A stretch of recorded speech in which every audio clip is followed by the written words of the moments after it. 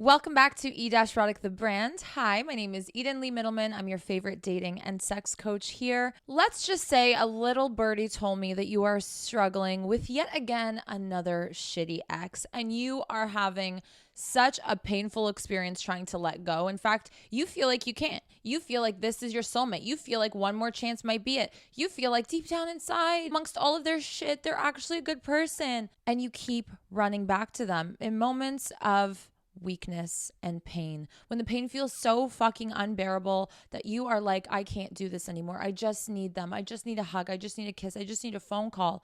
I just need to know that I'm loved and that I'm wanted. Snap the fuck out of it. There are so many reasons why you may be running back to your ex. Common denominator here is the fact that it's somewhat comfortable. Now, maybe the relationship itself on paper is not comfortable because it's fucking tumultuous and not such a fun ride, but it's a ride that you're used to. Whether that is from childhood or from your past relationships, is something that you know how it's going to go. And there is comfort in the knowing of things, right? Rather than the unknown of things. And your number one struggle when letting go of an ex is the unknown. How am I going to survive without them? Did I waste all of my years with this person? Long story short, absolutely the fuck not. You learn things. And right now, this is your biggest turning point to learn things.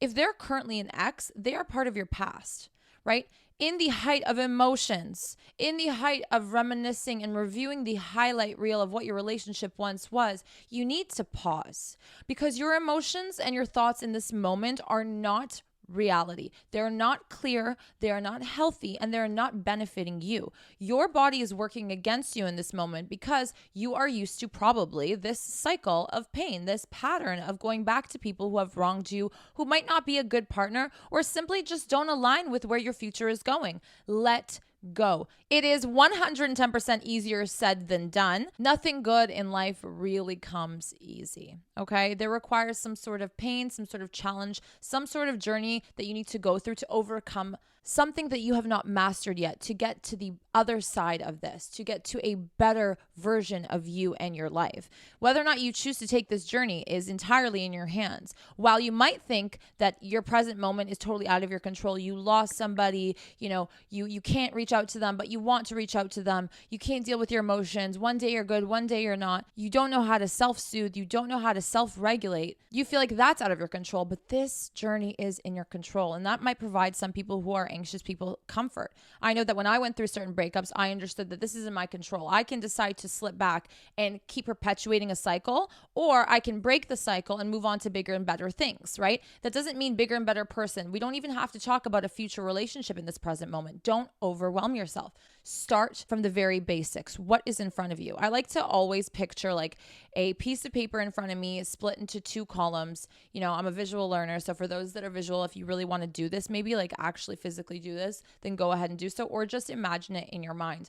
And I like to think, okay, so on the left side of the paper, this is all of the things that have happened, the relationship, the past, the middle line is why it ended, and then the future is unwritten. So there's like a blank column here, and that is your column to fill out. This is where you're heading towards. This is what is in your control to create a better future, to create this column, to fill in this column.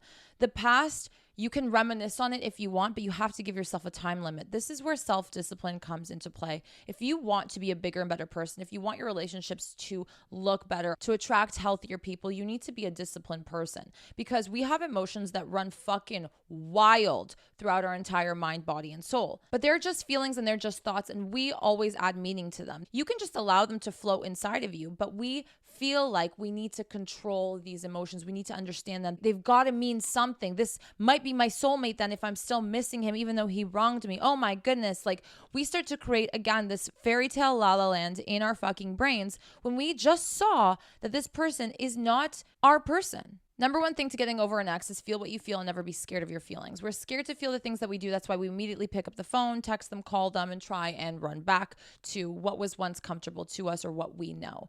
The challenge here is now you're in the unknown. You have not broken the cycle if you're struggling with this, obviously. You don't have the skills. So now everything seems like a blank page, and that blank page doesn't seem like opportunity. It seems like a burden. It seems scary. It seems dark, when really it's just a fucking column on a white page. And you don't even realize this, but you have a white column on a new page every single day, and you don't seem to be too freaked out about that. But when it comes to this, it's like the be all and end all, the make it or break it. Your world is completely crumbling and ending.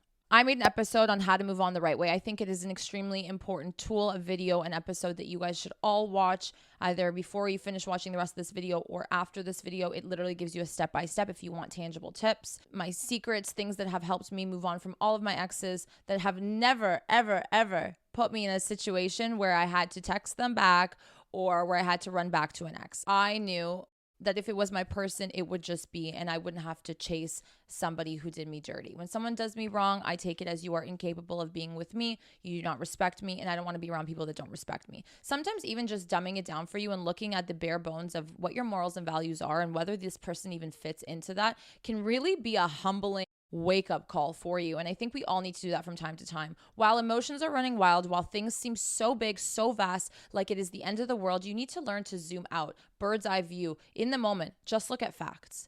And people are like, yeah, I know all of this. I know all of this. No, you don't. You don't know all of this. In theory, you do, but in practice, you don't. And what I mean by in practice is in the moment when you are feeling all these things, can you just pause for 1 second and grab a paper and write down all of the reasons why you're not together? Don't look at the highlight reel that's going to go through your head. Sometimes it's okay when you are at a stronger point in the healing process, in the breakup process, to review the highlight reel and to reminisce and look at it as a good memory, not a triggering memory. That's a very important step in healing. But you're not there yet. You have to build the strength. You have to build up the foundations of you first. And that requires you to just look at the ending of something and accept that it is an ending. A little disclaimer here, and I find a lot of my friends do this, a lot of my clients fall into this from time to time, is they look at the past and then they start to say, well, maybe I could have done something better. Or, maybe amongst all this shit this person put me through, or the fact that they were cheating or lying or this and that, like deep down inside, they're a good person, or like their parents weren't great or this or that. And you start to become a therapist for this person. I'm sorry, but the only person who needs a therapist right now is you. So be one for yourself. If your best friend was in this predicament, what would you tell her? As cheesy and cliche as that piece of advice is, it is the most important. It is so pivotal. It is really important for you to be able to be an observer of yourself and your life and your emotions, rather than always trying to be an active member in this fucking show that you're putting on internally for yourself, right? You're just feeding the negative emotions that are making you weaker and weaker and weaker and dragging you back into the cycle that you have never been able to get out of probably your entire life.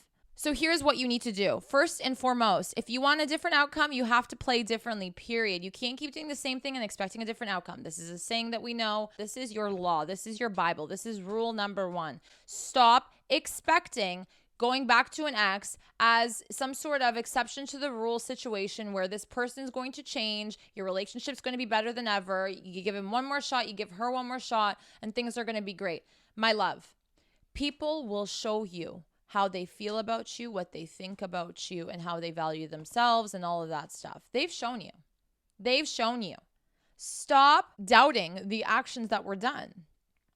It's so weird how we know that actions speak louder than words, and how we express our loves usually in a very action-oriented way, by being there for somebody, by calling them, checking up on them, doing things for them. But when somebody does negative shit to us, especially somebody that we are emotionally connected to in some way, shape, or form, or have a history with, we suddenly are like, no, that it's okay. Like, that doesn't mean anything. Like, that's like totally not at all what he meant. Like, he cheated on me, but like, it doesn't mean that like he, doesn't respect me like he does. He just like had a moment. Like, you sound like a fucking idiot. You know what it is. You know why you would do it if you were in that position. It's because you're going through your own shit. You don't respect the person enough to tell them that you want to exit the relationship. Instead, you decide to hurt them and risk an innocent person's emotions and feelings and put them in a situation where they're going to have to heal and deal from, which requires a lot of inner work, as you can tell. So stop analyzing what was done. What's done is done. When you look at a blank page and you see that the past is the past, just factually speaking, without bias, without emotion injected into that, you're going to realize that there's nothing to be done. We cannot go back in time. And that's kind of a beautiful thing. A lot of us wish we could, but it's a beautiful thing where what's done was meant to be done, and it put us in this position, and now we get to decide where we go from here. It's in your fucking hands. We forget that we have control over certain things. We can decide if we want to slip up, and we can decide if we want to move forward. Every time you slip up and call your ex, don't tell me it was not a decision. You grapple with it internally. We've all experienced this where we're like, should I not? Fuck it. Because you have no self-control. Because you're looking for someone to soothe you because you cannot self-soothe. You're looking for somebody to fill a void that you cannot fill for yourself. Again, you are falling short for yourself.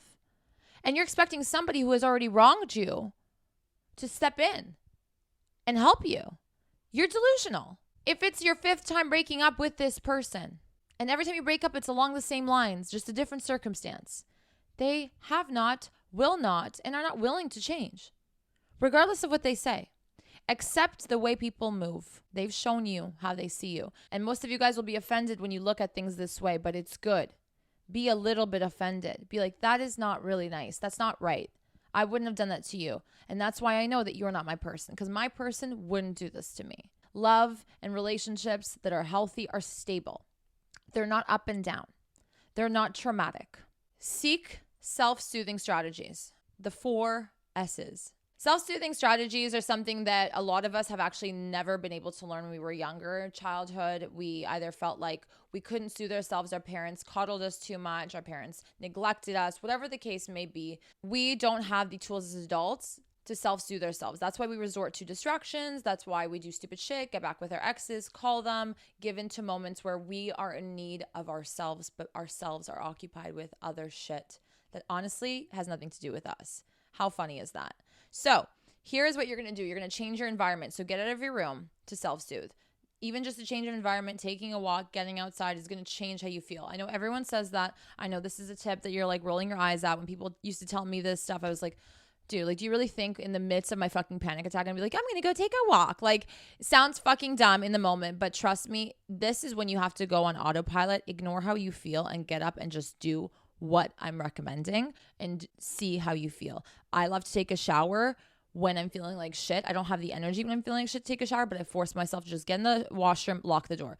That's step 1. Step 2, take off my clothes. Step 3, hop in the shower, turn on the water. I phrased it in my head like little small tasks that seem less overwhelming than me being like, oh fuck, now I have to go take a shower and this and that and wash my hair and then get out of the shower and put lotion on. And I don't think that far. One step at a time. Okay, that's our problem too, is like when we feel some type of emotion, we think like all of these crazy things and like everything is so zoomed in and large and big and you can't focus and oh my God, this feeling is so much, and you feed it because you're focusing on it and you're telling yourself, oh my God, we broke up. Oh my God, all those years. Oh my God, the highlight reel in my head of all those good times. Oh my God, I know he's a good person. I know she could be a good person. We overwhelm ourselves. So sometimes just touching our feelings and saying, I hear you, I see you, but you're done, can do wonders. I don't want to shower, but I am going to just go in the washroom right now. When you feel accomplished, not only is it a self-confidence boost, self-esteem boost in the moment, believe it or not, but it also helps you soothe yourself. You're tending to your needs. Again, I made a video on how to get your needs met. Very important. Self-soothing is one of them. Okay? It is the same kind of concept. You need you to soothe yourself, because if you reach out to external people to soothe you, it's even riskier for you. And in the moment, you want nothing risky. You want safety. You want comfort. But it's weird how our bodies crave other people when people are the most unreliable in comparison to ourselves. We know what we're capable of doing. We know that we can show up or cannot show up for ourselves. We make that decision for ourselves, but we cannot control others. We can control ourselves. And that's the wildest thing, is in the moment where you need reliability, we reach out to other people who may or may not be reliable. And it's even crazier when we reach out for somebody who hurt us. The reason for our sorrow, for our pain right now is this person, and we're reaching for the very cause of it. This is self-sabotaging behavior. This is not self-soothing behavior. I'll throw in a few other self-soothing tips that I do. Again, it's something that you need to explore and discover for yourself. I like to do stretches. I like to do a quick session of yoga. I don't like to do anything that's going to take up too much time. I get overwhelmed easily. So like 5-10 minutes of like a stretch I'll do, and just move my body to get the energy flowing and all the blockages kind of released, and just feeling myself and being with myself and being present rather than being in the past and like fucking spiraling out of control. I like to just ground myself in however way that I can. That even can mean calling a friend and listening to them. Or if you have an itch to text your ex, text your friend instead. If you feel like you are losing control in that moment, know that that's just a self-deprecating thought and a limiting belief you have within yourself. You can control yourself. You just don't want to right now, or you don't know how to. So there are other alternatives that you can do till you work yourself up to the point where you don't even reach out to anybody. You resort to yourself, or resort to your self-soothing strategy. Self-soothing strategies are also good not only for this breakup, but to build and maintain independence and to avoid any form of codependency or attachment in the future. So this is a good skill now and later. In my How to Move On video, I speak on feeling your emotions, giving yourself a week to 2 weeks to really be, mourning whatever this might have meant to you, this person, the idea of the person, which is usually what we mourn, not really the person, because a few months down the line or a few years down the line, we end up with somebody else, and we look at the past and we're like, who, what? I can't believe I was freaking out over that. And that is because in the moment, the place that they occupy in your world, you put so much importance on. So breakups are always going to feel so much heavier than normal, let's say.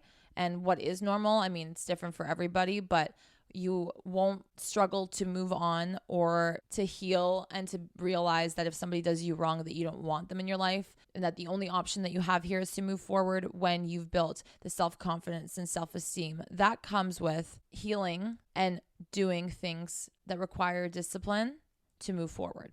So feel your emotions in the moment, but give yourself a deadline and a timeline. That practices discipline, like I've always mentioned. Once we get into a dark place, we just spiral because it gets heavier and heavier. We feed the anxiety, we feed the stress, we feed the pain by giving it attention. But then we also do the opposite by completely trying to numb it and distract yourself from it, because it'll always be there. If you want to get rid of it, if you want to resolve it, if you want to clear that blockage from within you, you need to pay attention to it as more of an observer rather than an active member in this emotional club, okay?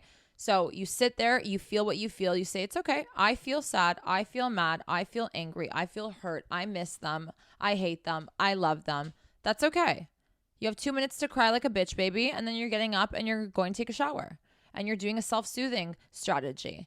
And then you're going to do something productive for yourself so you don't feel like you have this, spiral of shame and guilt. Oh, I was sad and I didn't do anything all day. And you see how it just becomes a domino effect, right? So it's not a bad life. It's a bad moment. It's not all relationships are shit and you'll never be loved by somebody or you'll never find somebody else. It's just this person in this moment. It's just this moment. And the nice thing about it is if we're blessed enough, we have many more moments in the future, okay? But if we're going to allow this moment, this event to cause a domino effect on the rest of our lives, we're doomed. And that is up to you to decide.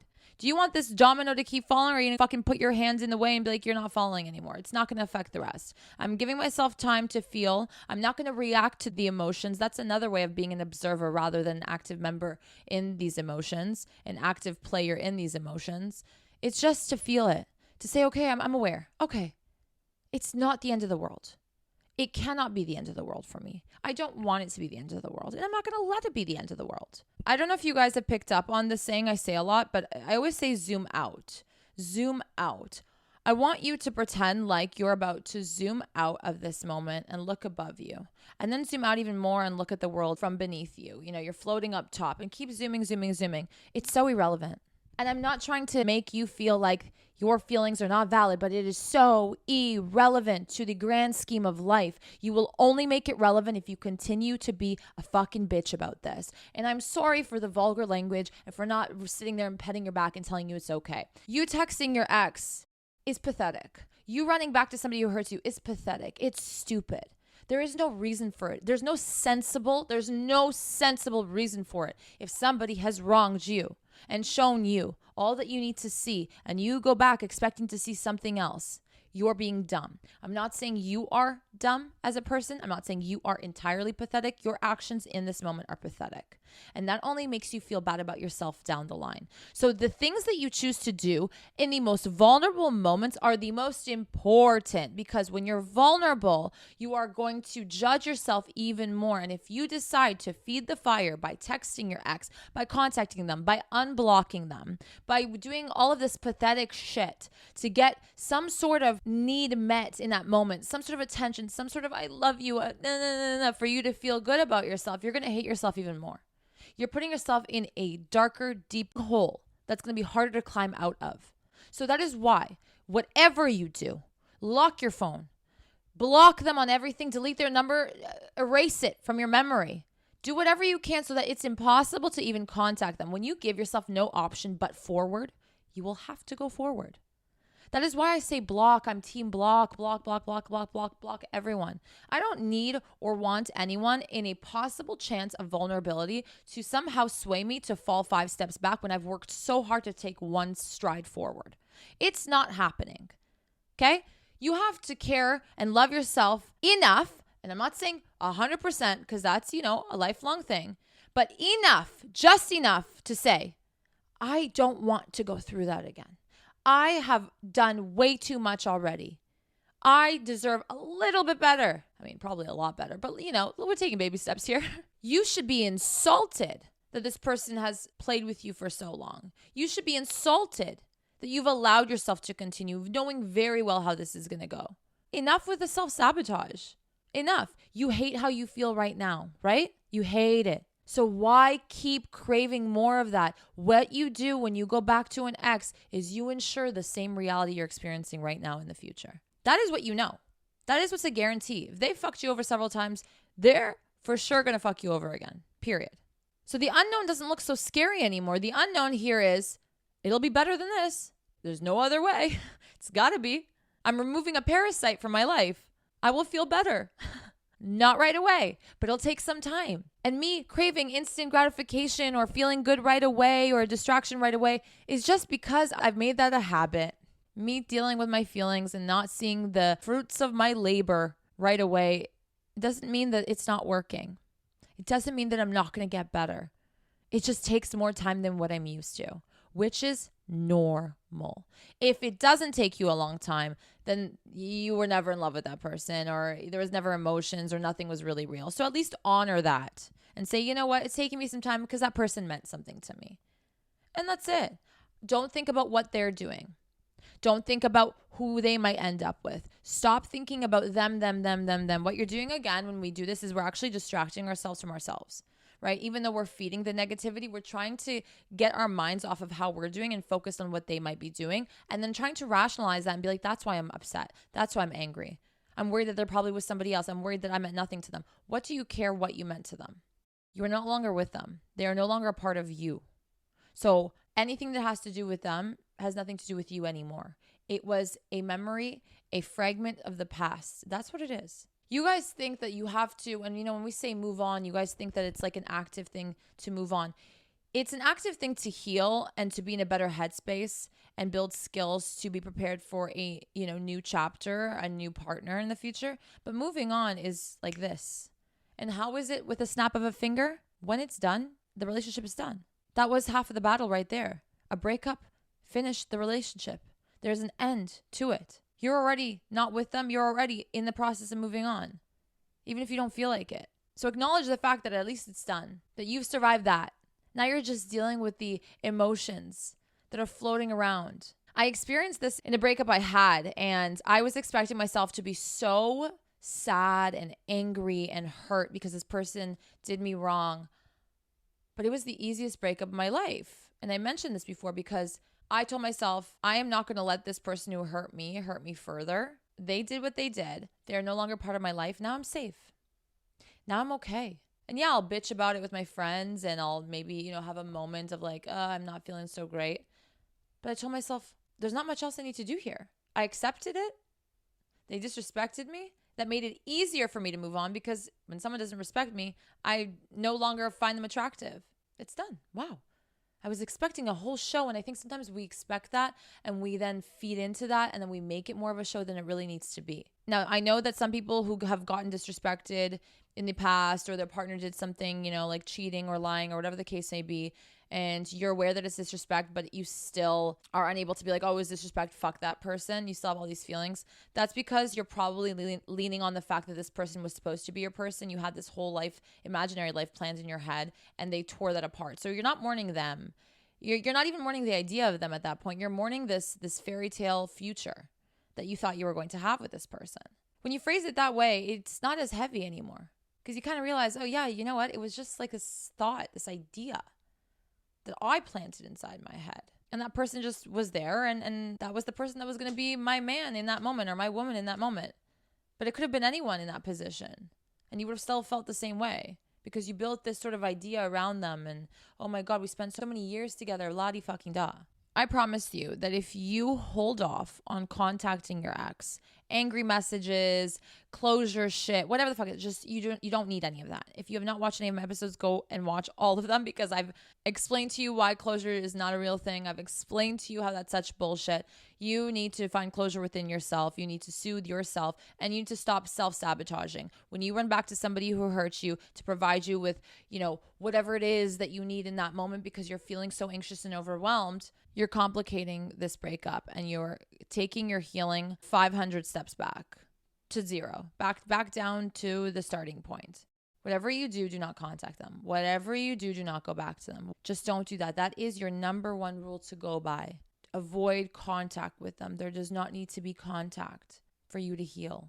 And if they try and contact you, they are not respecting you. It is insulting when an ex tries to come back because they're not coming back because they miss you and love you. They come back because they fear that you might move on, that you're doing better without them, and they don't want you to heal. They don't want you to move on first. They want to be the ones to move on first. And they're not in a good place right now, so that's why they message you. It has nothing to do with their love for you.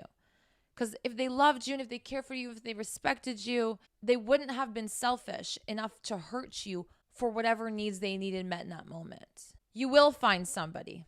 And it's not something that should be at the forefront of your mind anyways. But for those that are going to sit there and mope and say, I might not find anybody.